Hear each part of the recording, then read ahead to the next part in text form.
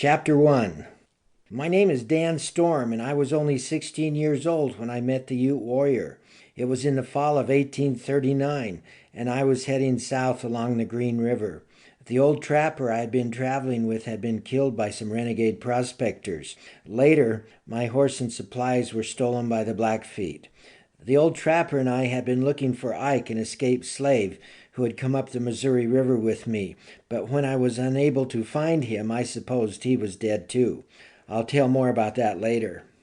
I was going south more in an effort to get away from the Blackfeet than for any other reason. In the back of my mind, I was toying with the idea of following the river all the way to the Pacific Ocean, where there were civilized Spanish settlements. Maybe there I could find a new life for myself. I certainly couldn't go back to Missouri. Every sheriff west of the Mississippi was itching to get their hands on me. I would rather die in this Rocky Mountain wilderness than give those Missourians the satisfaction of seeing me punished for what I had done. I'll tell more about that later, too. I realized there was a good chance I would die in the wilderness. In escaping the Blackfeet, I left everything behind except my knife and clothing, a buckskin shirt, leggings, and moccasins. The fall frost had already turned the grasses gold, a beautiful contrast to the deep blue of the mountain sky, but I didn't have any inclination to enjoy the scenery. With winter coming, I had neither food nor the weapons needed to obtain food. I hadn't eaten anything but service berries in almost 3 days and had been walking most of the night when I came upon a fairly large beaver dam backing up the waters of one of the small tributary streams feeding into Henry's Fork. From the grassy hillside above the pond, I could see fat brook trout sunning themselves in the quiet backwaters, or swimming lazily along a forest of partly submerged and sharply pointed stumps where beavers had gnawed down a grove of young trees, like a forest of sharpened pencils pointing skyward out of the water. My mouth watered at the thought of one or more of those fish roasting on a stick over an open fire. I didn't have any hooks, but maybe I could figure out a way to trap or spear some of them. From the hill where I stood, most of the pond appeared to be shallow enough for wading. On the opposite side of the dam there was a thick growth of willow and young cottonwood trees, providing an excellent hiding place. I hadn't seen any sign of Blackfeet for several days, so I believed they were not on my trail. This would be a good place to rest, make some weapons, and hopefully gather some food. The icy mountain water felt refreshing on my weary feet as I waded into the pond.